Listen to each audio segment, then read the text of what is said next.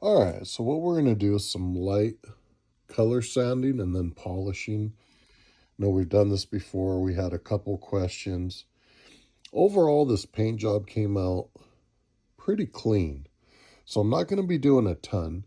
I'm using the pads I got from our buddy Edgar over at Scale Riders.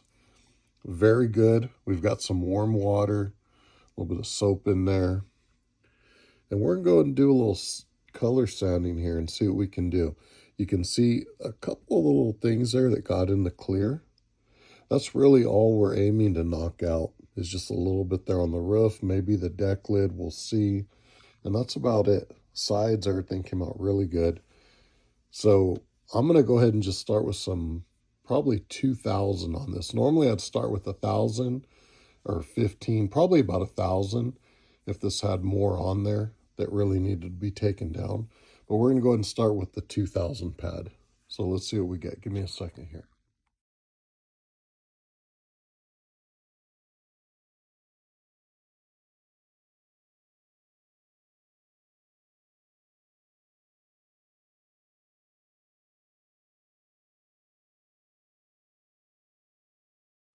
All right, so that's what we got around the top. Hit a few spots after going over it with our 2,000.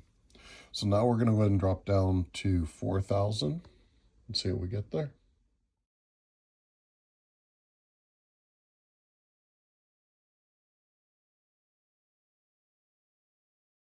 All right, so this is after hitting it with the 4,000.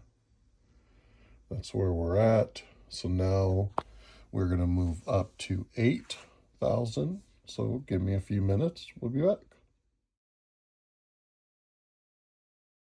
All right, so there you can see after the 8,000, we're looking pretty good. I'll be happy when this thing's all polished out.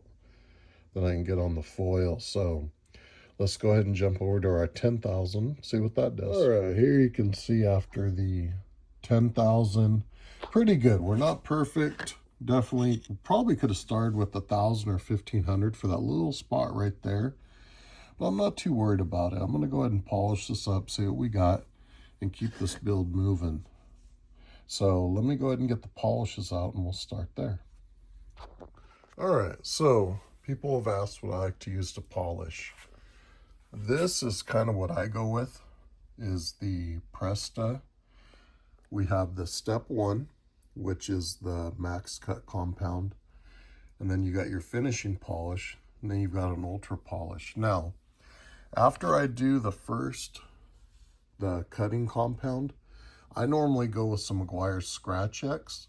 Then I head over to the 2 polishes. But this setup's worked good for me. And, you know, whatever's working for you, stick with it. You know, if you like it. I always like to know what works for people, because you never know when, for whatever reason, you know, what you're doing just doesn't pan out for something. It's good to have a backup plan. So let's go ahead and start here and see what we do. We're going to start with the step 1 cutting compound. All right, everybody. So that's where I'm at right now. That's after going with our step 1 cutting compound from Presta. I went over it twice, and that's what we got so far. Now I'm going to go ahead and use a little bit of the Meguiar's Scratch X and come back and see what we got there. So you can still see a little haze, and that's fine. It's all going to come out. And we're doing this by hand, not using any tools. Do have one of the little handheld polishers with some attachments, but I've not used it yet. We'll try that another time. Let's continue on here. We'll go with the Meguiar's now, the Scratch X. Okay, now that's going over it with the Meguiar's Scratch X 2 times as well. Now, granted, it's looking better under this light than what I'm seeing. It does look good. It's coming out well, but the light's definitely hiding a couple little haze spots. But we'll see what the polish does. So now we're going to go to step 2. We'll go to that polish and see what we got. So give me a second here and we'll be right back. All right, so that's after 2 rounds of using the number 2 polishing compound. All in all, pretty good. I probably could leave it the way it is and be happy with it. I'm going to go ahead and hit a couple more little areas that I'm just not completely happy with here, but gives you an idea of what we got so far. You know, so far pretty good. So you can see some of that haze right there. We're going to work that out, finish polishing it out, clean up the lines, and we'll be back. Show you kind of what we got. But so far, that's it. Not too bad. All right, so a little change of events. Pops was telling me to try this. Now, anybody that's listened to some of my polishing videos, Meguiar's, I used to like it way back probably in the late 90s. Then it seemed like a lot of their stuff got where it's real greasy, kind of hard to get off, at least on the real cars. So I avoided it, aside from that Scratch X. But that actually worked pretty good. So what I did was, we went back with some of the #1 cut, some of the Scratch X. Then I went to the dual action polish. Then we finished with the ultra polish.